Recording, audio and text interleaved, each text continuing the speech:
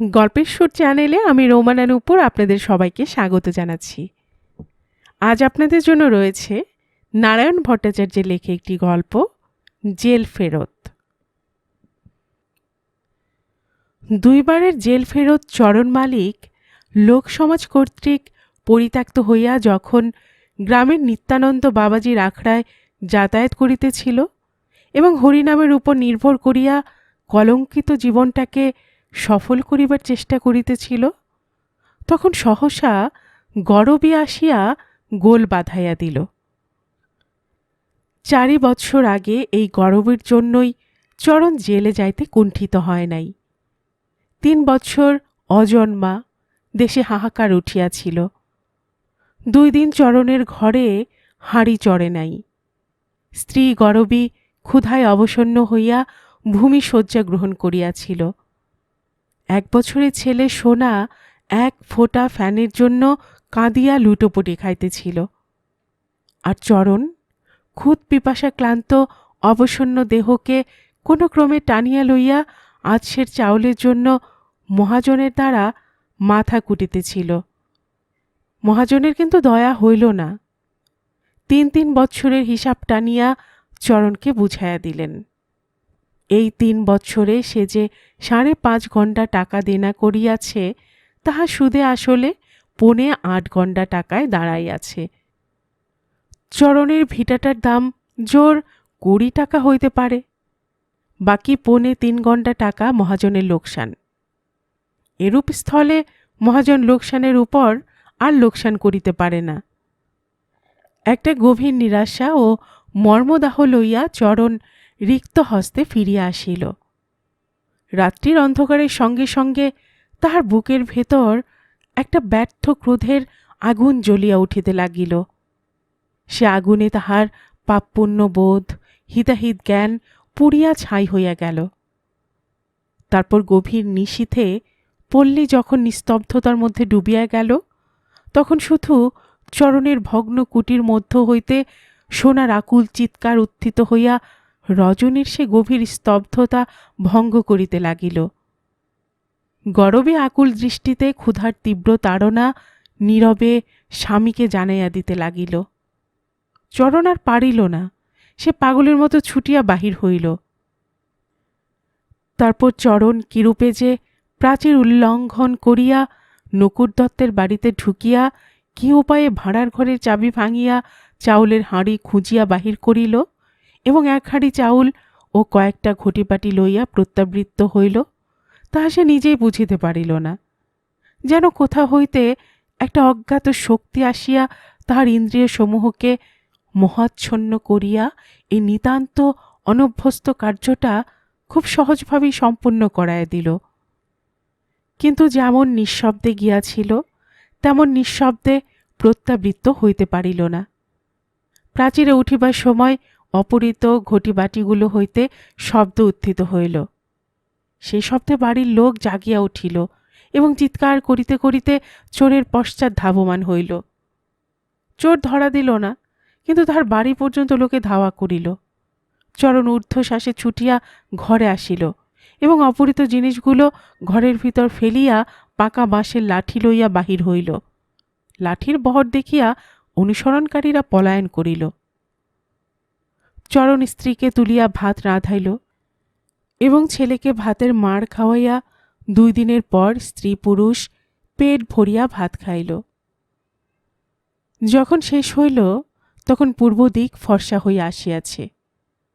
কিন্তু প্রভাতে সূর্যোদয়ের সঙ্গে সঙ্গে যখন পুলিশ আসিয়া চরণকে গ্রেপ্তার করিল, তখন কৃতকার্যের পরিণাম চিন্তায় কাতর হইয়া পড়িল। তারপর তাহাকে চালান দিবার সঙ্গে সঙ্গে পুলিশ যখন অপহৃত চাউল ও ঘটিবাটিগুলো পর্যন্ত লইয়া চলিল, তখন চরণ পাগলের মতো চিৎকার করিয়া দারোগাকে বলিল, দোহাই হুজুর, যেগুলোর তরে আমি জেলে যাচ্ছি সেগুলো রেখে দাও। ও অভাগী তবু খেয়ে 10টা দিন বাঁচবে। উত্তরে দারোগাবাবু এমন একটা অশ্রাব্য উত্তর দিলেন যে তাহা শুনিয়া চরণের মনে হইল হাতের হাতকড়ার আঘাতে দারোগার মাথাটা ফাটাইয়া দেয়, কি নিজের মাথায় মারিয়া নিজে মরে। কিন্তু সংকল্প কার্যে পরিণত হইবার পূর্বেই কনস্টেবল রুলের গুতা মারিয়া তাহাকে টানিয়া লইয়া চলিল। যাইবার সময় সে গরবীকে একটু আশ্বাস দিয়া যাইতে পারিল না। মাস 2 পরে সংবাদ আসিল, চুরি অপরাধে চরণের 1.5 বছর জেলের হুকুম হইয়াছে। মাস 2 পরে সংবাদ আসিল, চুরি অপরাধে চরণের 1.5 বছর জেলের হুকুম হইয়াছে। শুনিয়া গরবী কাঁদিয়া উঠোনের ধুলোয় লুটোপুটি খাইতে লাগিল। 1.5 বছর পরে চরণ ঘরে ফিরিল, কিন্তু গরবী বা সোনা কাহাকেও দেখিতে পাইল না। শুধু ভগ্নপ্রায় কুটিরখানা স্তব্ধভাবে দাঁড়াইয়াছিল। অনুসন্ধানে চরণ জানিতে পারিল, তাহার জেলে যাইবার মাস কয়েক পরে গরবী কেশেপুকুরের ছিদাম মাঝিকে সাঙ্গা করিয়া তাহার ঘরকন্যা করিতেছে।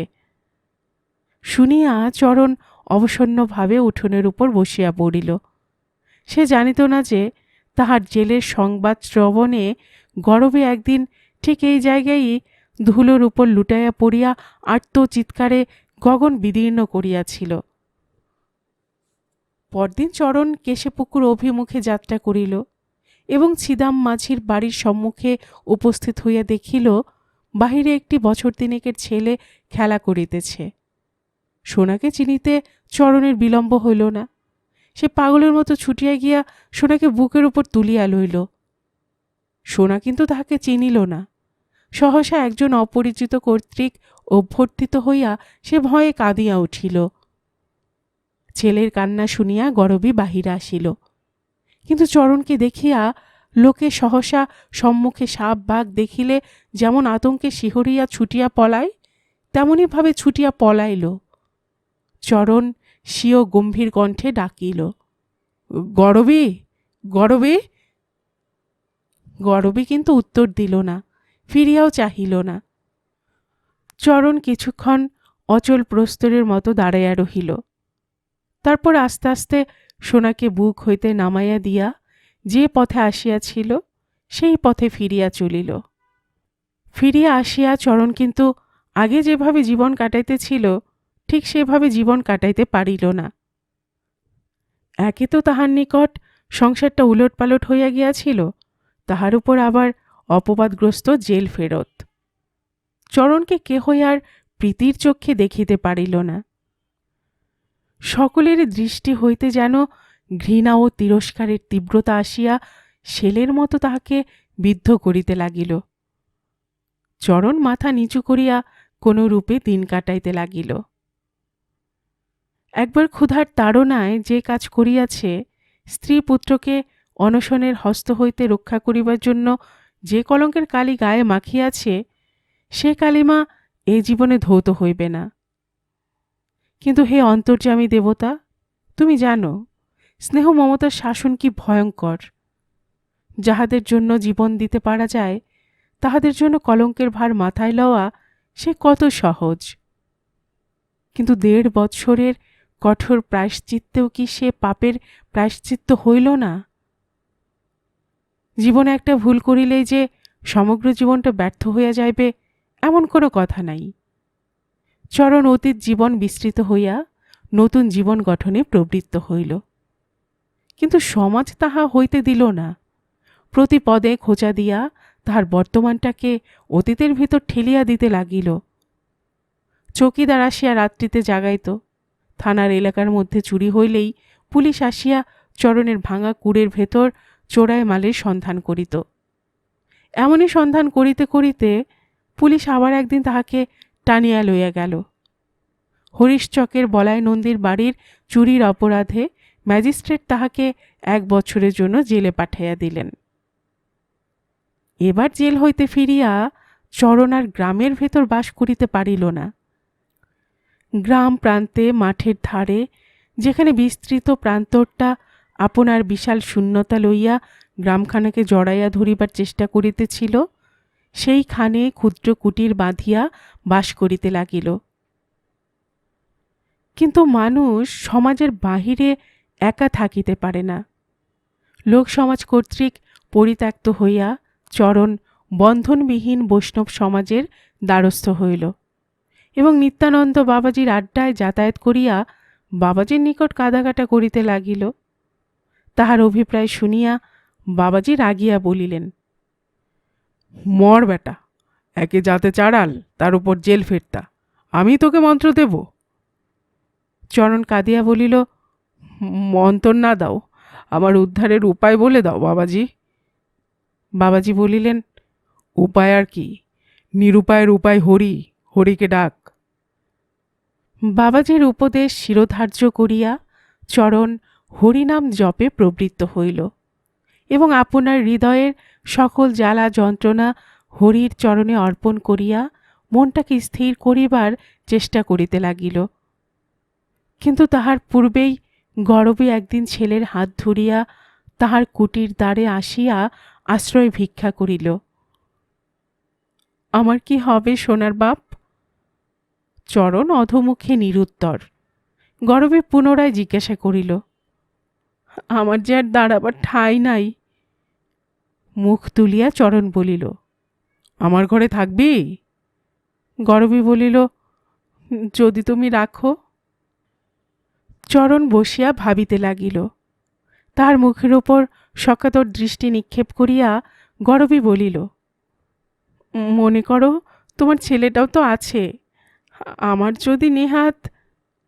বাধা দিয়া চরণ বলিল, তুই আর ছেলে আলাদা কি গরবী? মুখ নিচু করিয়া গরবী বলিল, তাহলেও দোষঘাট যা কিছু আমিই করেছি, ছেলেটার কোনো দোষ নাই। বিষাদ গম্ভীর স্বরে চরণ বলিল, দোষ তোরও নাই গরবী, দোষ যদি কিছু থাকে সে আমার কপালের।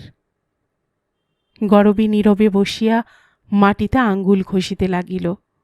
চরণ বলিল, তোর কিন্তু ছিদামের ঘর ছেড়ে আসা ঠিক হয়নি। মুখ তুলিয়া ঈষৎ রুক্ষ কণ্ঠে গরবী বলিল, পড়ে পড়ে তার মার খাবো? ঘর করতে গেলে অমন হয়ে থাকে। কিন্তু সেখানে আমার কিসের ঘর? তবে গিয়েছিলি কেন? পেটের জ্বালায়। পেটের জ্বালা কি এত বড়? যার জ্বালায় চুরি পর্যন্ত করা যায় সেটা খুব ছোট কি? এই কঠোর সত্য উত্তর শুনিয়া চরণ ভ্রুকুটি করিল। গরবী ঈষৎ রাগতভাবে বলিল, তা আমি যা করেছি করেছি, কিন্তু ছেলে তো তোমার। মৃদু হাসিয়া চরণ বলিল, এই সংসারে কে কার গরবী? একমাত্র হরিনামী সার। পরিহাসের স্বরে গরবী বলিল, জেলে গেলে দেখছি মানুষ বৈরাগী হয়। চরণ একটা দীর্ঘ নিঃশ্বাস ত্যাগ করিল। গরবী ছেলের হাত ধরিয়া উঠিয়া দাঁড়াইল। চরণ জিজ্ঞাসা করিল, কোথায় যাস? অভিমান ক্ষুব্ধ কণ্ঠে গরবী বলিল, চুলোয়। গরবী চলিল। চরণ ডাকিল, ফিরে আয় গরবী। গরবী ফিরিয়া দাঁড়াইল এবং চরণের মুখের উপর তীব্র কটাক্ষ নিক্ষেপ করিয়া বলিল, কেন? চরণ বলিল, এইখানেই থাক। তীব্রস্বরে গরবী বলিল, তাতে যদি তোর তপ জপের ব্যাঘাত হয়? চরণ চুপ করিয়া রহিল। গরবী ফিরিয়া চলিল। যখন সে কুটিরের সীমানা ছাড়াইয়া মাঠে নামিবার উপক্রম করিতেছে, তখন সহসা চরণ ছুটিয়া আসিয়া তাহার সম্মুখে দাঁড়াইল এবং উৎসুক কণ্ঠে বলিল, যা হয় হবে গরবী, তুই ফিরে আয়। গরবী কিন্তু ফিরিয়া চাহিল না। সে চরণের মুখের উপর ক্রুদ্ধ কটাক্ষ নিক্ষেপ করিয়া পাশ কাটাইয়া চলিয়া গেল। চরণ হতবুদ্ধির ন্যায় তাহার দিকে চাহিয়া দাঁড়াইয়া রহিল। অদূরে খেতে কাজ করিতে করিতে জনৈক কৃষক গাহিতেছিল, মন তোমারে বারে বারে আর কত বুঝাবো, বুঝিয়ে তো বোঝো না তুমি, এ কি অসম্ভব। চরণ একটা দীর্ঘ নিঃশ্বাস ত্যাগ করিয়া কুটিরে ফিরিয়া আসিল। ফিরিয়া আসিল বটে, কিন্তু চরণ সেদিন কিছুতেই মন দিতে পারিল না। নাম গান করিতে গেল, কিন্তু মুখ দিয়া নাম বাহির হইল না। সন্ধ্যা হইল, কুটিরে আলো জ্বালিল না। অন্ধকার কুটির দ্বারে চুপ করিয়া বসিয়া রহিল। ক্রমে গ্রাম প্রান্তর সব স্তব্ধ হইয়া আসিল। অন্ধকার মাঠের উপর দিয়া নৈশ বায়ু শনশন শব্দে বহিয়া যাইতে লাগিল। চরণ বসিয়া শুধু শুনিতে লাগিল, যেন প্রান্তরের অপর পার হইতে গরবী আকুল কণ্ঠে চিৎকার করিয়া বলিতেছে, আমার যে আর দাঁড়াইবার ঠাঁই নাই। খানিক পরে চরণ কুটিরে ঢুকিয়া শুইয়া পড়িল। সেদিন আর তাহার খাওয়া হইল না।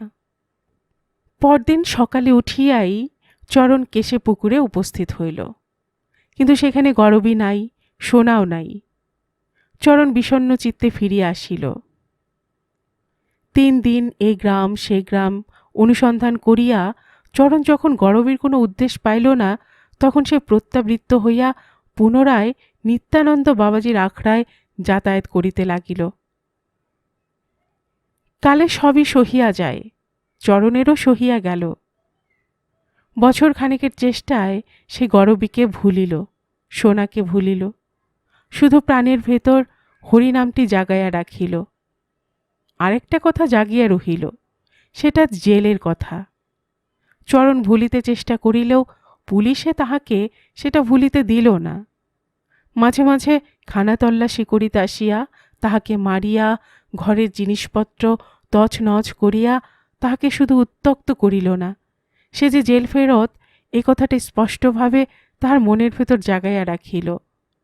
সে স্মৃতির দংশনে চরণ যখন আকুল হইয়া পড়িত, তখন সে নির্জন কুটির দ্বারে বসিয়া আপন মনে গাহিত, শ্রীকৃষ্ণ চৈতন্য প্রভু দয়া কর মোরে, তোমা বিনে কে দয়ালু জগত সংসারে, পতিত পাবন হেতু তব অবতার, মো সমপতিত প্রভু না পাইবে আর। হা হা প্রভু নিত্যানন্দ প্রেমানন্দ সুখী, কৃপাবলম্বন করো আমি বড় দুঃখী। আখড়ায় যাতায়াত করিয়া চরণ কতগুলি পদ শিখিয়াছিল। মনটা নিতান্ত আকুল হইলে সেই পদ গাহিয়া অশান্ত চিত্তকে শান্ত করিত। লোকে তাহার সে প্রার্থনা শুনিয়া বক ধার্মিক বলিয়া উপহাস করিত, এবং তাহার সেই ভণ্ডামির অন্তরালে যে কতগুলো দুষ্কর্মের তীব্র বাসনা লুক্কায়িত রহিয়াছে, অন্ধকারে ইঙ্গিতে এমন কথাও প্রকাশ করিতে ছাড়িত না। সে কথাগুলো বুকে শেলের মতো বিঁধিলেও চরণ ইহা হইতে অব্যাহতি লাভের কোনো উপায়ই দেখিতে পাইত না। শুধু অন্তর্যামী দেবতার চরণে আপনার অন্তরের নিদারুণ ব্যথা জানাইয়া চুপ করিয়া থাকিত। এইরূপে যখন কতক যন্ত্রণায় কতক শান্তিতে দিন কাটাইতেছিল, তখন বাবাজি শিষ্যবর্গ সমভিব্যাহারে বৃন্দাবন যাত্রায় সংকল্প করিলেন। শুনিয়া চরণও তাহার অনুগামী হইতে ইচ্ছুক হইল। বাবাজির ইহাতে আপত্তি ছিল না। গ্রামের অনেক লোকই যাইবে, তাহার সহিত চরণ গেলে ক্ষতি কি? চরণের আনন্দের সীমা নাই। সে উৎসুক্য সহকারে গাহিতে লাগিল, হরি হরি কবে হব বৃন্দাবনবাসী, নিরখিব নয়নে যুগল রূপরাশি। লোকে শুনিয়া খুব একচোট হাসিয়া লইল। তারপর চরণকে দেখিলেই তাহারা জিজ্ঞাসা করিত, কি হে চরণ, এখানে সুবিধে হলো না নাকি? চরণ সবিনয়ে উত্তর করিত, মহা পাপী আমি, উদ্ধারের উপায় করা তো চাই। গোপাল চক্রবর্তীর বৈঠকখানায় কথাটা উঠিলে বুড়ো চক্রবর্তী ঘাড় নাড়িয়া মন্তব্য প্রকাশ করিলেন, ওহে, আমরা বুড়ো হয়ে মরতে যাচ্ছি, আমাদের উদ্ধারের ভাবনা হলো না, আর যত ভাবনা হলো ওই জমের মতো পালোয়ান বেটা চাড়ালের। ওর উদ্দেশ্যটা কি জানো? বেটা কোথাও দাও মারবার চেষ্টায় আছে, আর সাধুর দলে ঢুকে গেলে পুলিশেরও সন্দেহ হবে না। থাম না, বেটা বৃন্দাবন যাও, বের করে দিচ্ছি। বাস্তবিক গ্রামে এত ব্রাহ্মণ কায়স্থ ভালো ভালো লোক থাকিতে এক বেটা জেল ফেরত চাড়াল বৃন্দাবনে যাইবে, ইহা অনেকেরই নিকট নিতান্ত বিসদৃশ্য বোধ হইয়াছিল। যাত্রার দিন যতই নিকটবর্তী হইতে লাগিল, চরণের ততই উৎসাহ বাড়িতে লাগিল। 1 বছরে খাইয়া পড়িয়া সে 22 টাকা সংগ্রহ করিয়াছিল। একদিন সে বসিয়া টাকাগুলি গুনিতেছিল আর গরবীর কথা মনে মনে দীর্ঘ নিঃশ্বাস ত্যাগ করিতেছিল। এমন সময়ে গোপাল চক্রবর্তী আসিয়া ডাকিলেন, চরণ, চরণ, ঘরে আছিস? চরণ তাড়াতাড়ি বাহিরে আসিয়া উত্তর দিল, বাবা ঠাকুর যে। চক্রবর্তী বলিলেন, আজ আমার মজুর দিতে পারবি? চরণ ঘাড় নাড়িয়া বলিল, আজ তো হবে না বাবা ঠাকুর, আজ যে রায়দের ধান কাটতে যাচ্ছি। চক্রবর্তী ঈষৎ চিন্তিতভাবে বলিলেন, তাই তো। চরণ বলিল, কাল হলে চলবে না বাবা ঠাকুর? একটু ভাবিয়া চক্রবর্তী বলিলেন, কাজেই তুই আমার কাছে একটা মজুরের দাম পাবি। নোট ভাঙাতে পারি না, তোর টাকা আছে? দরজার সামনে ঘরের ভেতর টাকাগুলো তখনও চকচক করিতেছিল এবং চক্রবর্তীর তীক্ষ্ণ দৃষ্টিটা তাহার উপর নিপতিত হইয়াছিল। চরণের নগদ টাকা ছিল, বলিল, তা পারি বাবা ঠাকুর। তবে দে তো বাবা, বাঁচলাম, বাজারে ছুটতে হলো না। বলিয়া চক্রবর্তী ছোট হাত কাটা জামার বুকের পকেটের ভেতর হইতে একখানা 10 টাকার নোট বাহির করিয়া চরণের হাতে দিলেন এবং চরণ টাকা 10টি আনিয়া দিলে তাহা বাজাইয়া লইয়া পকেটে রাখিলেন। তারপর চরণের মুখের দিকে চাহিয়া বলিলেন, খুচরা তো নাই, তোর পাওনাটা? চরণ বলিল, তা দেবেন এখন। চক্রবর্তী প্রস্থানোদ্যত হইয়া সহসা ফিরিয়া জিজ্ঞাসা করিলেন, হ্যাঁ রে চরণ, তুই নাকি বৃন্দাবনে যাচ্ছিস? চরণ মৃদু হাসিয়া হাতে হাত ঘষিতে ঘষিতে উত্তর করিল, সে কথা পাপ মুখে কেমন করে বলতে পারি বাবা ঠাকুর। চক্রবর্তী গম্ভীরভাবে মস্তক সঞ্চালন করিয়া বলিলেন, তাহলে যাচ্ছিস? চরণ বলিল, তিনি যদি নিয়ে যান। চক্রবর্তী আর কিছু না বলিয়া প্রস্থান করিলেন। চরণ ঘরে ঢুকিয়া টাকা ও নোট ন্যাকড়ায় বাঁধিয়া চাউলের হাঁড়িতে রাখিল। ইহার 2 দিন পরে একদিন চক্রবর্তী পথে চরণকে দেখিয়া আক্ষেপ সহকারে বলিলেন, হ্যাঁ রে বাবা চরণ, সেদিন সন্ধ্যার পর কেশে পুকুর হতে ফিরবার সময় তোর ঘরের সামনে বললে হয় এক ব্যাটা আমার 20টা টাকা কেড়ে নিলে। তোকে এত চেঁচিয়ে ডাকলাম, একটা সাড়াও দিলি না বাবা। বিস্ময়ের সহিত চরণ বলিল, কই বাবা ঠাকুর, আমি কিছু শুনতে পাইনি তো। অনুযোগের সুরে চক্রবর্তী বলিলেন, আর বাবা, কাজের সময় শুনতে পাবি কেন? হরি হে মধুসূদন, তোমারই ইচ্ছা। বলিয়া তিনি চরণের মুখের উপর কুটিল কটাক্ষ নিক্ষেপপূর্বক চলিয়া গেলেন। চরণ বিস্মিতভাবে ঘরে ফিরিল। পরদিন প্রভাতে পুলিশ আসিয়া যখন চরণকে রাহাজানির অপরাধে গ্রেপ্তার করিল, তখন চরণ তাহাতে একটুও বিস্মিত হইল না, কেননা ইহা তাহার নিত্য নৈমিত্তিক ব্যাপার হইয়া দাঁড়াইয়াছে। পুলিশের সহিত গ্রামের কয়েকজন প্রবীণ ভদ্রলোক ছিলেন, চক্রবর্তী তাহাদের অন্যতম। খানা তল্লাশির পূর্বে চক্রবর্তী দারোগাকে বলিলেন, দেখুন দারোগা বাবু, 10টি টাকা আর একখানি 10 টাকার নোট। নোটের পিঠে আমি নিজের হাতে শ্রী শ্রী দুর্গা লিখেছিলাম। সামান্য অনুসন্ধানে চাউলের হাঁড়ির ভেতর হইতে শ্রী শ্রী দুর্গা স্বাক্ষরিত নোট এবং টাকা বাহির হইল, তবে 2টা টাকা বেশি মাত্র। দারোগা বলিলেন, এ কোনো চুরির বামাল নিশ্চয়।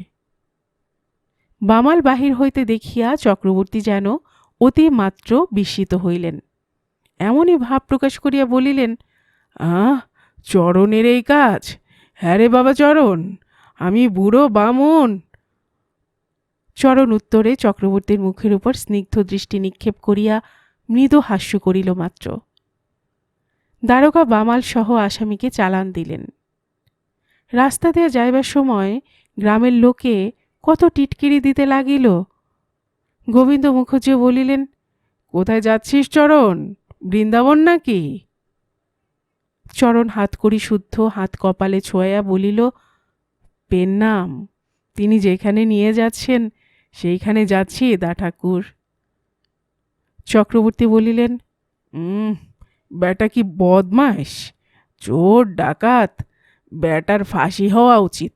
ইহ, বেটা আবার হরিনাম করে, চোরের আবার হরিনাম। বলিয়া চক্রবর্তী লাঠি ঠকঠক করিতে করিতে স্বগৃহাভিমুখে প্রস্থান করিলেন। আখড়ার সম্মুখ দিয়া যাইবার সময় শুনিলেন বাবার জনৈক শিষ্য পাষণ্ড দলনের বঙ্গানুবাদ পাঠ করিতেছে। মুচি হয়ে সূচি হয় যদি হরি ভজে, ব্রাহ্মণ হয়ে চণ্ডাল হয় যদি হরি ত্যাজে। দিন দুই পরে চক্রবর্তী একদিন সন্ধ্যার পূর্বে মাঠ হইতে ফিরিবার সময় দেখিলেন একজন মেয়ে মানুষ একটা ছেলের হাত ধরিয়া চরণের কুটির সম্মুখে দাঁড়াইয়া ডাকিতেছে, সোনার বাপ, সোনার বাপ। চক্রবর্তী বলিয়া উঠিলেন, বৃন্দাবনে গেছে গো, শ্রী বৃন্দাবনে গেছে। অধম পাতকি আমরা এই আমরাগঞ্জে পড়ে আছি। তাহার সঙ্গের কৃষকেরা হো হো করিয়া হাসিয়া উঠিল।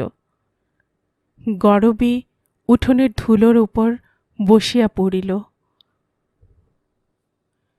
গল্পের সুর চ্যানেলে এতক্ষণ আপনারা শুনছিলেন নারায়ণ ভট্টাচার্যের লেখা একটি গল্প, জেল ফেরত। আর এতক্ষণ গল্প পড়ে শোনাচ্ছিলাম আমি রোমানা নূপুর।